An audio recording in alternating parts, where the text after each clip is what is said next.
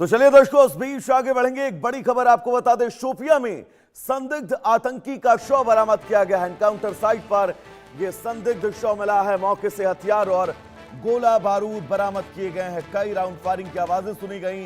मृतक की शिनाख्त फिलहाल जारी है। तो जम्मू कश्मीर के शोपियां में आतंकियों के खिलाफ सुरक्षा बलों का ऑपरेशन लगातार छठे दिन जारी है। ताजा जानकारी के मुताबिक मुठभेड़ स्थल पर एक शव बरामद हुआ है। इसके साथ ही हथियार और भारी मात्रा में गोला बारूद मिला है। हालांकि सुरक्षा एजेंसियों ने अब तक मृतक की पहचान आधिकारिक पुष्टि नहीं की है। इससे पहले इलाके में कई राउंड फायरिंग की आवाजें सुनाई दी, जिसके बाद सुरक्षा बलों ने घेराबंदी की, सर्च ऑपरेशन चलाया।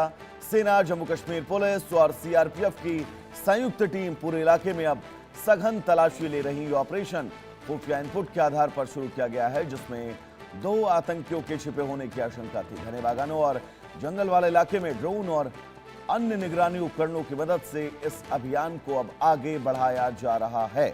आशिक वीर हमारे साथ जुड़े हुए हैं। आशिक, एक शव बरामद हुआ है, उसको लेकर क्या अपडेट आपके पास है? और साथ ही जो लगातार इस इलाके में सर्च ऑपरेशन जारी है, वो ऑपरेशन कब जाकर खत्म थमेगा? देखिए वैभव, बिल्कुल लगातार बीते 6 दिनों से दक्षिणी कश्मीर के शोपियां के सैदपुरा इलाके में जारी एनकाउंटर में एक शव जो है वो मिला है और इसकी पुष्टि जो है वो हो चुकी है। बताया जा रहा है कि लश्कर तैयबा से ताल्लुक रखने वाला ये टेररिस्ट है, जो कि काफी टाइम से जम्मू कश्मीर में सक्रिय था और कई सारी ऐसी आतंकी घटनाओं में शामिल भी रहा है। हालांकि अभी इसका नाम जो है जाहिर नहीं किया गया है, लेकिन जम्मू कश्मीर पुलिस की तरफ से इसकी पुष्टि जो है की गई है। बताया जा रहा है कि लश्कर के साथ ये वाबस्ता था और जिस तरह से ये एनकाउंटर शुरू हुआ, 2 संदिग्ध पहले देखे गए थे सीसीटीवी में फेरन लगा के, और फेरन के अंदर इन्होंने वेपन्स जो है वो छुपा के रखे थे और उसके बाद ही जॉइंट सिक्योरिटी फोर्सेस की तरफ से यहाँ पर एक बड़े स्तर पर ऑपरेशन जो है वो चलाया गया था और कई दिनों तक जो है फायरिंग की आवाजें जो है वो इस इलाके में सुनाई दे रही थी, क्योंकि ये ऑर्चर्ड वाला इलाका है, साथ ही साथ घने जंगल भी इसके साथ ही पड़ते हैं और सुरक्षा बलों को काफी समय लगा इन 2 आतंकियों को ढूंढने में।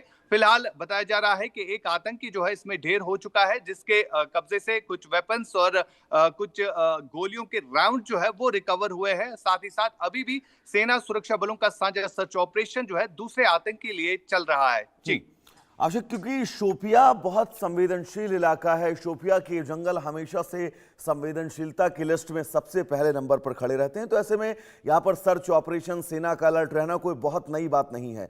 लेकिन फिलहाल इन जंगलों में सर्च ऑपरेशन में मुश्किलें क्या आती हैं सेना के जवानों को, हमारे सुरक्षा बलों को, और कैसे हाइड आउट तक ये लोग पहुंचते हैं, एक बार थोड़ा सा समझाइएगा। देखिए वैभव, अगर हम दक्षिणी कश्मीर के शोपियां, कुलगाम या अनंतनाग जैसे इन इलाकों की बात करें तो ये काफी ज्यादा संवेदनशील है, क्योंकि कई सारे ऐसे आतंकी जो है अभी भी इन इलाकों में सक्रिय है और खासतौर पर घने जंगलों में जिस तरह से इन्होंने पनाह ली है, और अभी तक ऐसे कई सारे हाइड आउट जो है वो भी ध्वस्त हुए हैं, जहां से पता चला है कि किस तरह से ये आतंकी जो है इन्हीं घने जंगलों को अपनी बेस बनाए हुए है। फिलहाल लगातार इन घने जंगलों को खंगाला जा रहा है और अभी तक कई सारी रिकवरीज जो है वो इन जंगलों से मिली है और कई सारे टेररिस्ट हाइड आउट्स जो कि बस्ट हुए हैं। और इसके अलावा अगर हम बात करें, काफी ज्यादा चैलेंजिंग रहता है इन घने जंगलों में ऑपरेशंस को कंडक्ट करना, क्योंकि जो टेरेन्स है वो काफी हिली है और इन हिली टेरेन्स पर सेना का ऑपरेशन चलाना जो है काफी ज्यादा चुनौतीपूर्ण भी रहता है।